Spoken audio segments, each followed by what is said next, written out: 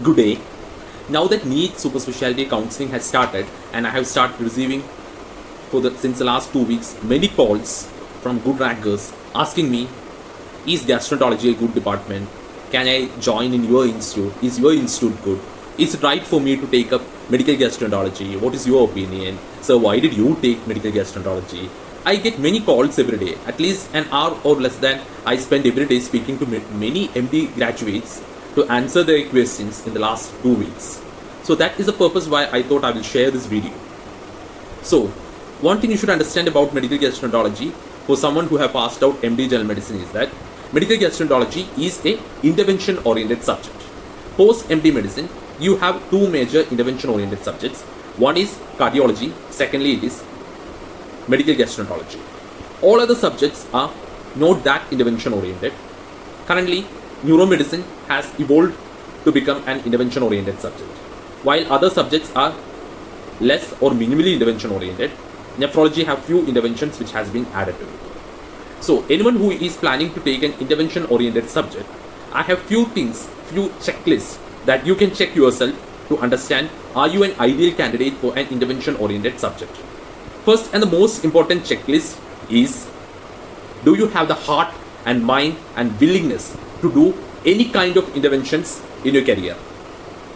You may be successful, you may fail, you may end up in complications. If you're ready to face these complications, if you're ready to end up in failures, along with the beauty and the taste of success, you are the right person for that. But if you feel you do not want to go ahead with complications, you want a calm life, complications are not set for you, interventions might not be the right choice for you. Second thing is time. You should be ready to dedicate a lot of time in your career. It is not just about 3-year residency where you learn everything in interventions. Take the case of medical gastroenterology. A person who have a successful interventionist gastroenterologist who would have passed out in 2011 or 2012, for them the hardcore best intervention in India would have been ERCP. EUS would have been just started at that time. But in 2015 onwards, many people who were passionate about ERCP started training themselves for EUS. Currently, the trend is behind third space procedures like POEM, ESD, EMR. So, what has happened to a graduate who passed out in 2011? Even though 13 years passed away, till now, someone who is very much passionate about intervention, he is training himself to get trained for the latest interventions. So, anyone who choose intervention oriented subject, most important thing in their life is they should be ready to update themselves. They should be ready to go for trainings in their life to keep up and pop up with the interventions they are going to face or they're going to see in the upcoming years ahead. So in the 3 years of your career, even if you're very successful in passing out by doing many interventions, even further trainings you will have to do. So you should be a candidate who is ready to undergo, to spend time to learn these interventions even after your training period. And you cannot learn intervention by sitting in your study room or in your OPD. You will have to go work under someone or get trained under someone or do some fellowships which may take learning curve, which may compromise your family time, which may compromise your personal time, which may compromise your private OPDs, and many compromises you will have to do. And the third important thing is, a person who wants to become a successful interventionist, he should be ready to compromise many personal things. So if you are a candidate who can compromise many personal stuffs, intervention can be a choice. And the fourth and the most important thing is, intervention is not a cup of coffee for everyone. Intervention is set only for few people who are ready to take over all challenges and go ahead. So think yourself, is intervention ideal for you? For earning money, intervention is not the choice. Intervention may bring you money, but it is not always for everyone. Because more you do intervention, you will face situations where you will have to face complications. So never choose intervention oriented subject for earning money. Rather, you choose an intervention oriented subject if you feel you fulfill all the above 3 criteria I mentioned previously.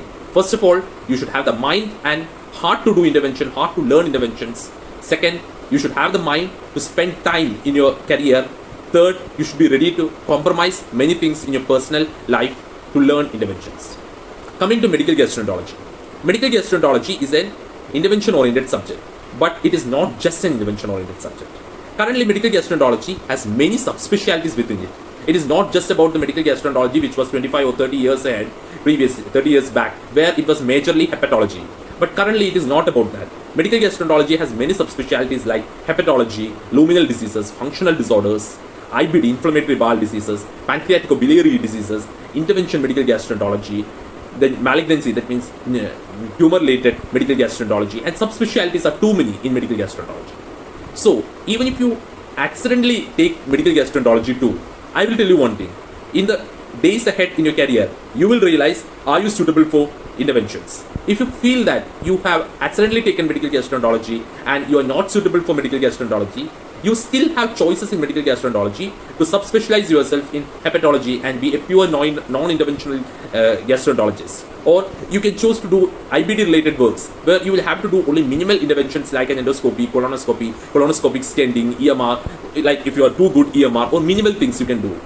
But if you feel that you can grow, you are ready to grow, you have opportunities to grow, you have a vast ocean in medical gastroenterology where you can expand your skills like anything and you can give good outcomes for your patients in minimal interventions. Now the third question that everyone asks me is, where should I join? It's not about government medical colleges or private institutions. It's not about DM or DRNB or fellowships. Basically, you should join in an institute where you have freedom and you have peace to learn, where your team is ready to give you opportunities to perform, where you have a team who will be ready to back up you, and where you have a non-toxic working environment. And ideally, you must join in an institution where you will be able to see all varieties of procedures during your 3 years of training. You might not do everything. For example, mine is an institute where I have all types of higher end procedures happening. By the end of my 3 years, I might not be doing everything my boss is doing or everything what my chiefs are doing. But one good thing I have is I'll be able to go through and see all kinds of procedure related steps and procedure related outcomes and complications during my career, during my professional training, so that once my independent practice starts, I'll be able to tailor myself. So try to work up and call other institutions, other postgraduates, and check with them. Does all procedures happen there? Do you have an opportunity to do? Do you have a backup from your team members? Is it a non-toxic working environment?